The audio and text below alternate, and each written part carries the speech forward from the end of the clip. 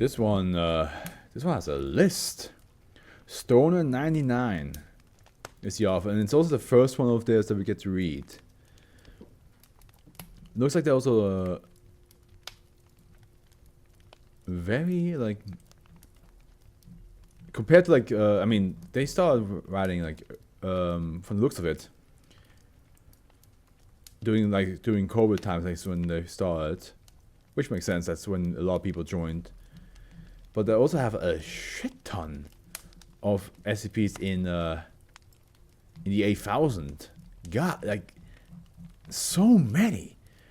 But yeah, this is the first one of theirs in the 2000s that we get to read. And it's the only one in the 2000s that we get to read. So Stoner 99, right? Yes. You wrote Nemesis. Now, is this Nemesis like Resident Evil Nemesis? Is this Nemesis like Greek mythology Nemesis? What do we have to deal with? Another killer one. Okay. Special containment procedures. Lack of knowledge regarding SCP-2354 has made direct containment infeasible. Containment efforts should instead focus on monitoring likely targets of SCP-2354 and attempting to preempt the entity. This policy is to continue until more effective containment procedures can be developed. Okay, more effective containment procedures is needed. Foundation personnel retrieving the corpse of 63-year-old Owen Peterson, 10th 12/1988, believed to have been the site of one of SCP-2354's first manifestation. Already like a little bit of an eerie place, especially to find like a body in this area. No, okay. Description: SCP-2354 is an enormous ambush predator targeting individuals who have recently experienced the death or disappearance of a loved one. Well, that's kind of like fucked. That like a loved one dies in their life, and next thing you know, you're gonna get. Where do you see the SCPs that Alpha has written? So, in one of the discords I'm with, one of the SCP discords, I give in by the bot chat. I can give in like search, and I give in the SCP numbers, and it shows me who wrote them. And then some of them have Alpha's pages like these. As you can see, it's the first one of theirs that we get to read, but it's not the first one they wrote. And then there's a whole bunch of like stuff like here. So that's Stone 99 stuff. And sometimes an author will not have an author's page, which I've been told that it means they have not written more than 2 or 3 SCPs, or they just wrote 1, or they just completely deleted it, anything like that. But yeah. And I'm doing that because I've decided, you know, like I get to read all these, and a bunch of authors have like contacted me over the years, and were like grateful that I actually read their work. So I'm just might as well just throw it out there and be like, hey, this is from them, and occasionally I see, and that's why I also always say the previous work that we read was this one, just to like connect it all and to let people know what they have done. Because at the end, no matter how critically acclaimed or criticized an SCP is by the community, I'm here to read them all. I'm here to enjoy them all, and I want to give their work praise and attention. But yeah, as I was saying, can you imagine like you lose a loved one, and the next thing you know, you get attacked by something? Like you're already in a bad mental state, emotional mental state. You're already really awful, and next thing you know, you're getting attacked. SCP-2354 is believed to stalk a given subject for an extended period of time, variably ranging from 3 weeks to 6 months, before luring its target to an isolated location and bludgeoning them to death. Ha! SCP-2354 will then lacerate the subject post-mortem, typically by removing a single body part, most often the hands or genitals. The significance of this process is unknown. What the fuck did I do? What did I do to deserve all this? Beyond these factors, little is known about SCP-2354's appearance, movements, or current whereabouts. Although initially attributed to a series of non-anomalous serial killings, the inexplicably broad range of SCP-2354 manifestations has made the likelihood of anomalous influence a near certainty. Incident log. The following is an abridged record of deaths connected to SCP-2354 and the description of the circumstances. Oh boy. Here we go. So we have date, description, and notes. So the first one, the 9th, 15th, 2002. Howard Keitel, 27, found deceased in a forest 1 kilometer from his home in Berlin. Okay, then if it's Berlin, then it's definitely well, Howard is not really a German name, but Keitel, yeah, Howard Keitel. In Berlin, Germany. Feet were moved at the base of the ankles, bludgeoned to death in accordance with typical manifestation. Keitel's 12-year-old son, Howard Jr., had recently died after falling from the roof of the family's country retreat in Bamberg. Keitel expressed despair over the deaths and had recently been hospitalized following a suicide attempt. Still really messed up that this thing specifically haunts people that lost somebody. Like, what?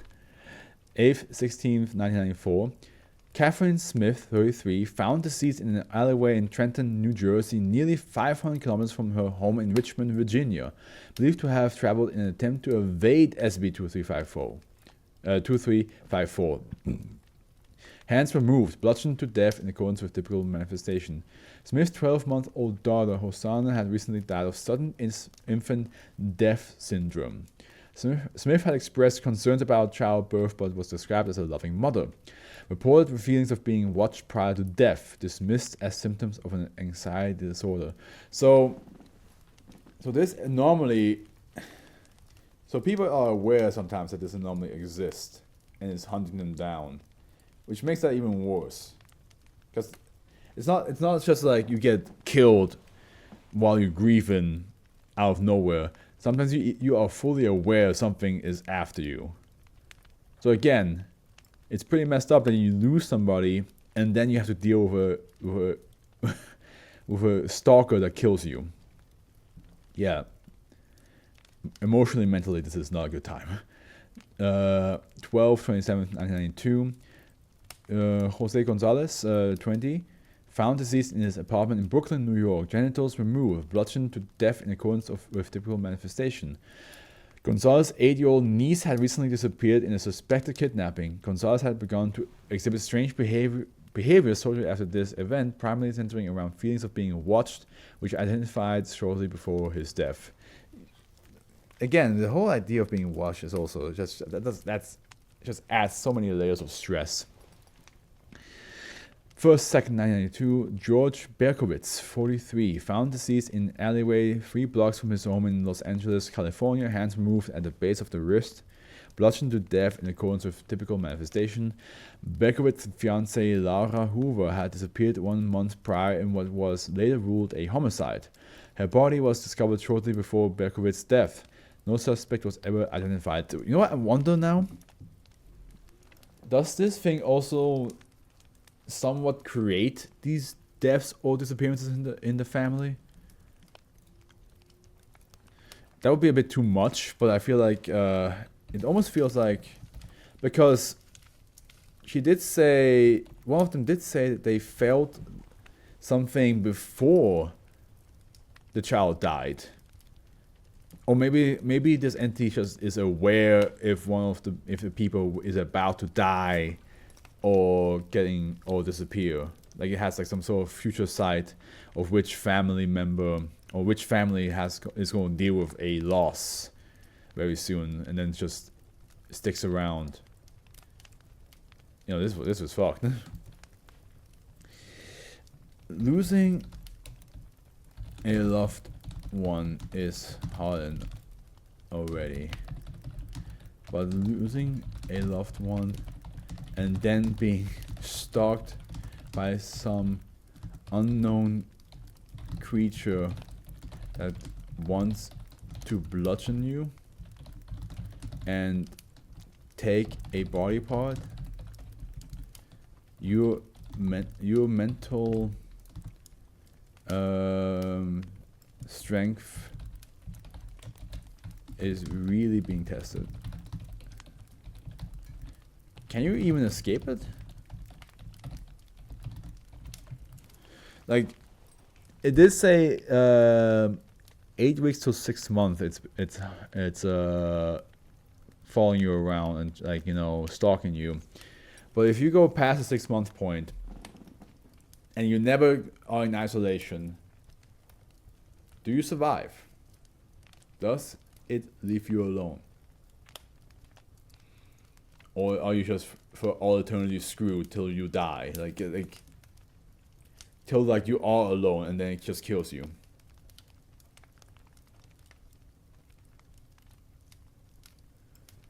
I mean,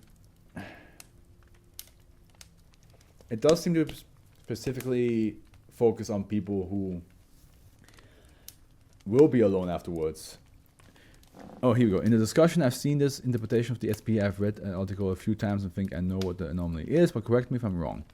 An entity/creature that terminates people who have killed or abused their relatives, removing the methods of murder post-mortem. However, who presumably murdered his son via kicking, had his feet, the method of killing removed. That would be very interesting. Let's go back real quick. Let's go back real quick. This is an interesting idea, because here we have his ankles got removed. Kyler's 12-year-old son, however, had recently died after falling from the roof of the family. Kyler repeated in blunt, but Kyler expressed despair over the death and had recently been hospitalized following a suicide attempt. But then Smith's 12-month-old daughter, however, recently died of sudden infant death syndrome. Smith had expressed concern about childbirth, but was described. Gonzalez's 8-year-old niece had recently disappeared in suspected kidnapping, and this one, genitals were removed. Gonzalez began to exhibit strange behavior. So found deceased in the alleyway 3 blocks from his home, and hands were removed, had disappeared when 1 month by it was a homicide. I like what you wrote down, but I wonder then why were the notes. So okay, no, I think I understand what you mean. The following is an abridged record of deaths connected to a description of the circumstances, because the notes are only say. Well, I mean, this one's the only one that makes me believe maybe it's not the way that like this one, you could argue, is this what actually happened? Did the child die from sudden infant death syndrome? Did that happen, or is that what the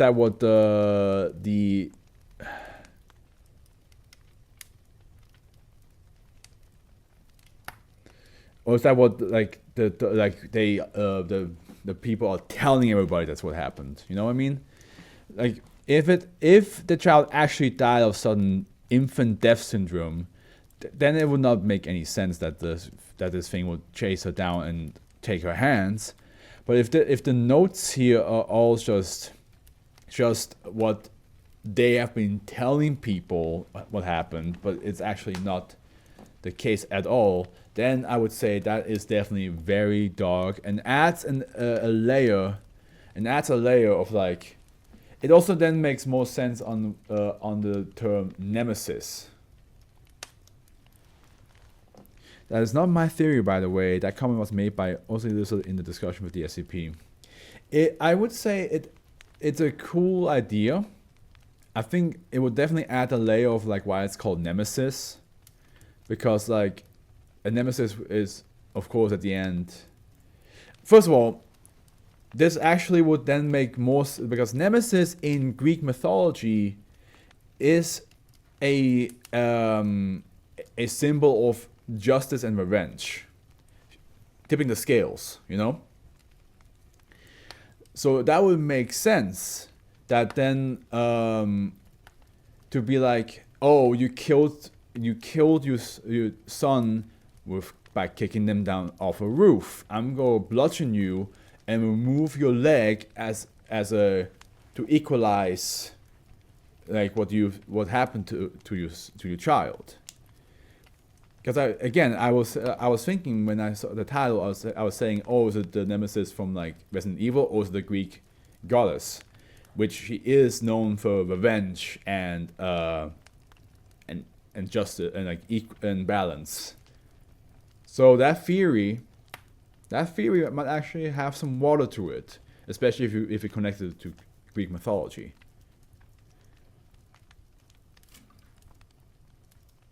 Yeah, no, I kind of like that. I like that.